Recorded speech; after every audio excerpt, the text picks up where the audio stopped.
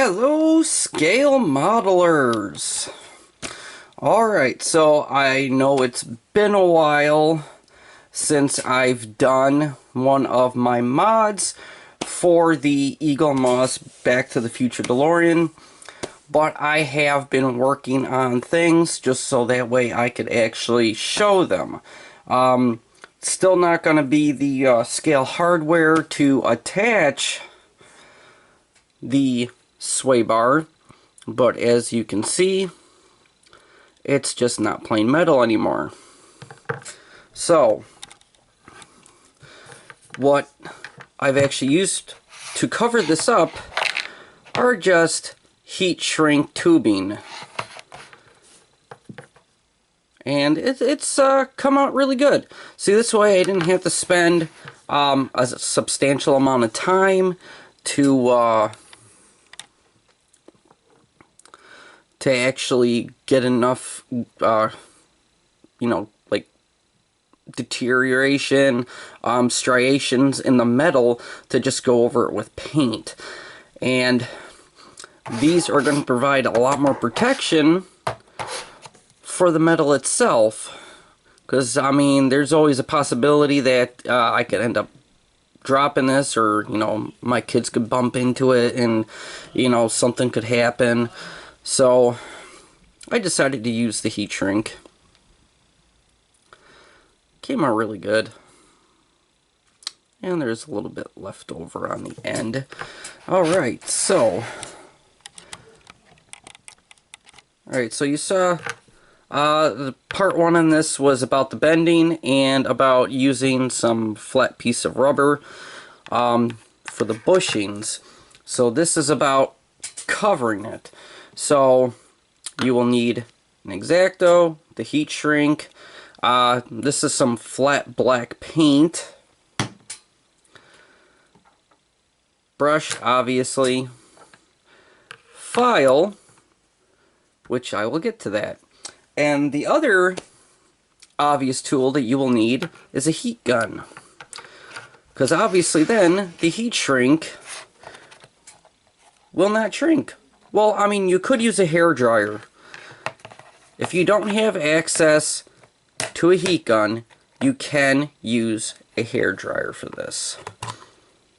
Alright, so what do we got here? Okay, so there is one size in here. I think it's the 3/32. This is the same diameter as the tubing. So that won't work because you can't really get it bent around the corners and all that. And then the 5/64 is way too small. So in order to get the space, in order to do this, 5/32. Or equivalent if you happen to be in Europe, or I don't know if anybody from Asia or Russia or anything is going to be watching this. But, yeah. So, I happen to have my heat gun sitting right here, ready to go. And that will get quite loud, especially recording it on, camera. So I'm just going to try to do a quick demonstration on this, so that way it's not on for very long. Alright, so let me zoom in just a little bit. Alright, so well, you know what? Maybe I should actually show you the heat shrink that's the same size as the tubing. Then you'll actually see firsthand what I'm talking about when I say you won't really get to be able to get it to go around any of the turns. See? It's a lot of effort. And then quite a bit too much effort than trying to get this done the easy way. So that's why I'm suggesting the next size up, because you can put it on the tube and it will easily go where you want it to go. Of course, you're going to want it, try to get as far over around the bend as you can. So, and then from there, we are actually going to heat up. Ooh, and apparently the heat gun's pulling too much power out of this, away from my light, because my light started flickering as soon as I turned this on. I don't know if you can actually see that, but I can. Alright. And this is on the low setting, because I don't want it to get too loud, but you just hit this with the heat gun and try to get a little bit further away from the camera here, because apparently it's messing with it.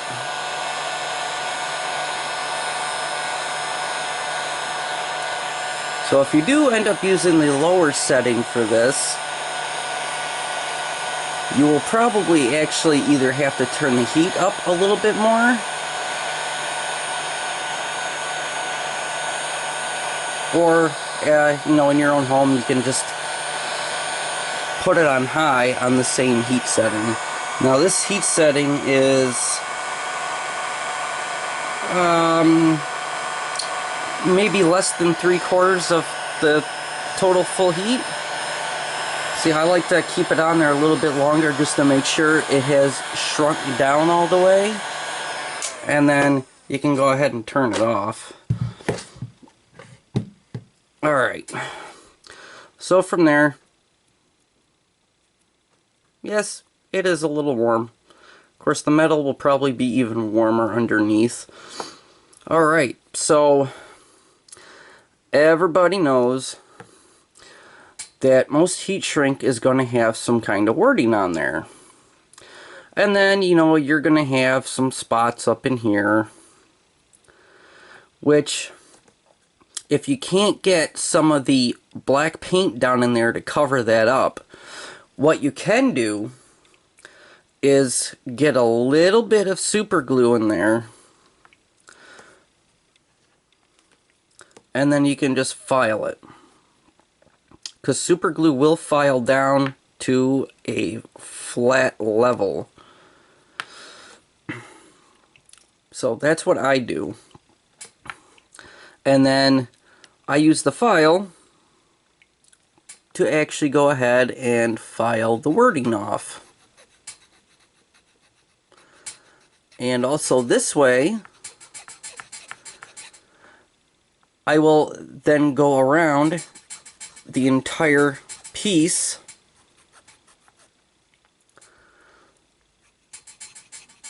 after all this is covered. For now, I'm just trying to get off the wording. At least most of the wording. Just so you can see that it can actually be done. So, if you look right up in here, okay, I have applied the file to the rest of this where the seams are. So the seams you can't really see all too well anymore right now in between the separate pieces of these. And then I made it look like it was a little bit stressed in the paint work, because I then went over it with the flat black, because it will look like this like lighter black color, which right now it looks like white on camera. So I went over it with the flat black, and it actually gave it like a nice little weathering to it. Because, I mean, yes, you know, brand new cars, their paint is nice and glossy, and the parts are nice and glossy. But after a while, with, you know, water and rocks and all that, paint does slowly start to diminish in how it looks. It will lose its shine because the outside gloss or clear for that paint has actually worn away. So I chose to use the flat black instead of using a gloss black, but you can always use a gloss black over the top of this, or you can always go through and sand all the metal down nice and fine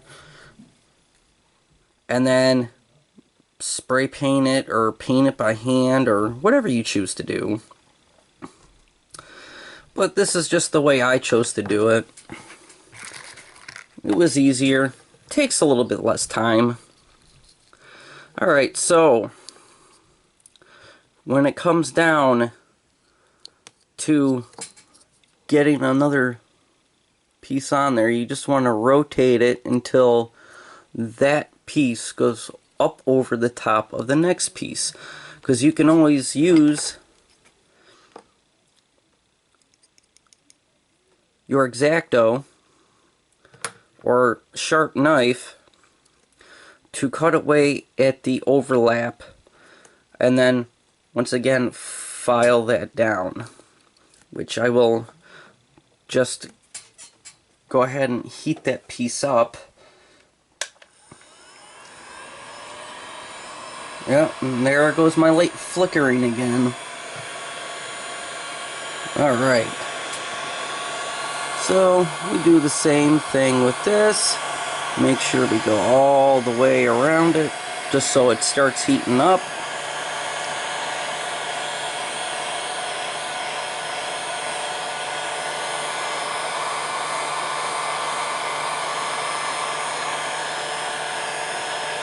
And you'll see that at the end there, it shrinks down even further.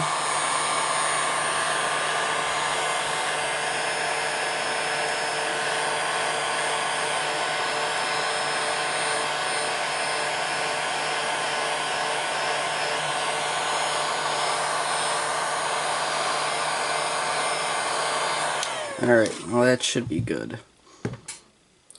Alright, so it doesn't matter if when you're taking care of this overlap here, if you cut a little bit too much off and you can still see the metal up underneath, because like I said, you can always put super glue in between the pieces and file them down. But to get rid of the excess, it's much easier to go from side to side and get off those individual pieces from the overlap.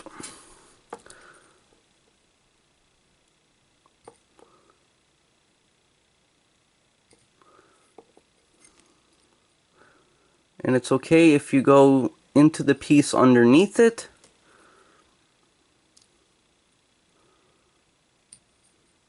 And the filing will take care of any other extra plastic from the wraps that might still be present, so you can file it down flat as well.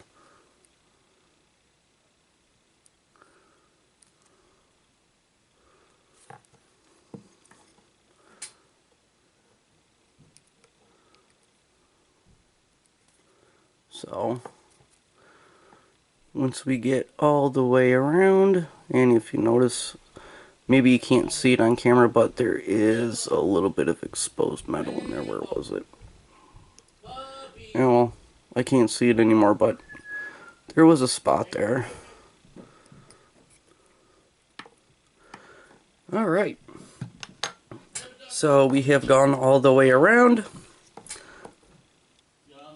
And like I said, Just take a file very gently around the outside, just to try to get that as even as possible.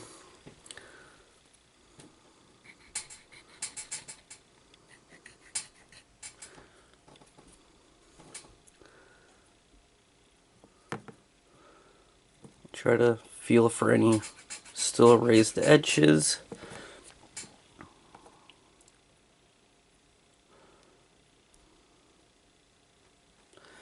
Which is a little bit of one right there.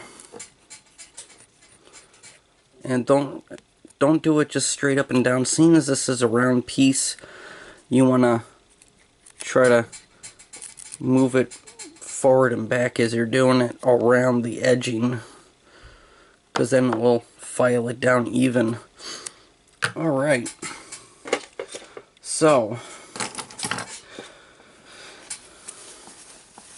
the Kleenex is just to take care of any finger oils that might have gotten on there from me touching it.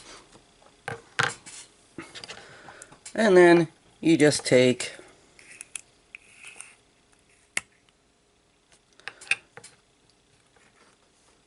your paint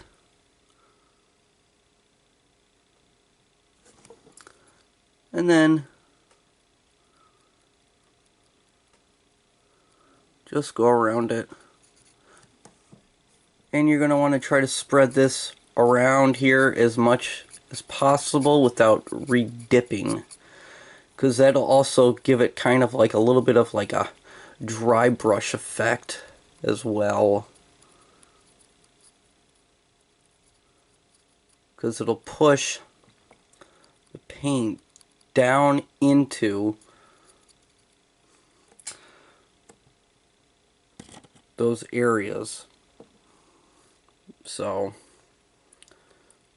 and a little bit more filing or a little bit of sandpaper to smooth it out if you want it to be completely smooth will then finish off that little trick. But that's just the rough way. So obviously every model detailer or scale modeler is different depending on how they want their final product to look. For me, it was this way. So I saved a few hours by doing it this way, using the heat gun, the shrink wrap. So, very effective. Very, very effective. Alright. And then, obviously this is going to be a little bit too much of an overhang when you're putting it back or installing it back into the DeLorean. So, like I have on here, I just have a teeny tiny little bit of an overhang right there, which you're not going to see that because that's going to be inside of the front suspension there.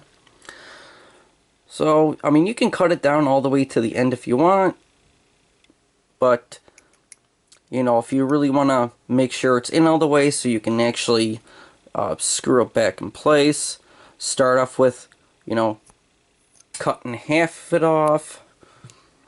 If it's still too much, then you trim it down a little bit more.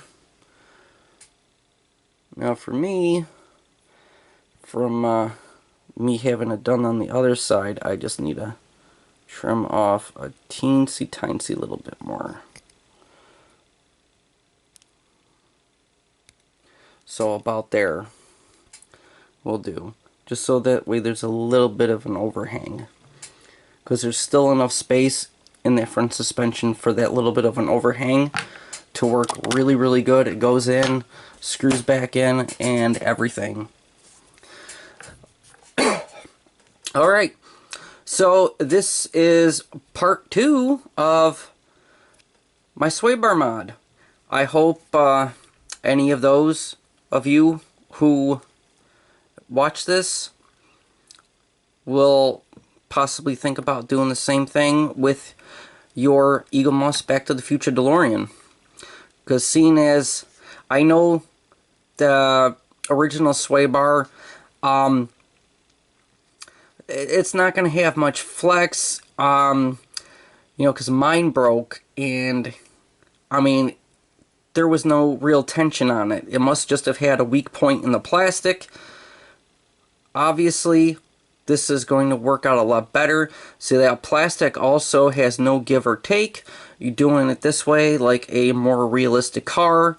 When this gets put back in, this will flex up and down with the suspension movement. So, and that's what we want, and that's apparently why a lot of people's DeLoreans are actually braking in certain spots, because that suspension also has no give or take. It only moves up and down in a certain amount of space. You know, you basically only get like an eighth of an inch of movement in the front or the back. And another thing that I realized, if you loosen the screws up a little bit on the top and the bottom of those steering knuckles on the front, you'll notice that your wheel will move up and down with a bit more of an ease. But seeing as, you know, you don't have any like upgraded other parts on it for the flexing, because the steering rack also isn't able to actually move up and down, and that's another, you know, fallback to that suspension. It could potentially cause other break points. So, I mean, it's almost like, okay, why did they even bother using a spring suspension in that? Or even be able to have the tires moving up and down if, you know, nothing else in there could actually move other than, you know, the wheels, you know. So, that's the biggest reason why I'm doing my own mods for my car and putting them on here for anybody who has the model. Because if it works for mine, then it will most definitely work for yours. Of course, you know, doing all my mods is going to take time to put something together. So, eventually I will have another video out for the actual suspension mods. However, the next video that I'm going to be doing for this is going to be some of the interior, but it's probably not what you're thinking. It's not electronics or anything of the sort, at least not yet.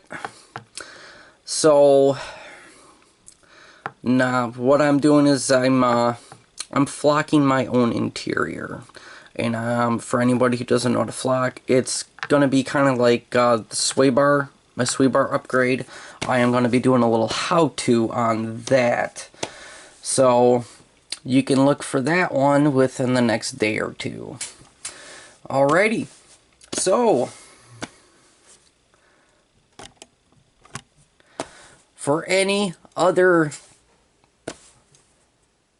Eaglemoss Back to the Future mods, my personal mods for my specific model that I plan on sharing with all of you scale modelers, especially those who are actually building this DeLorean.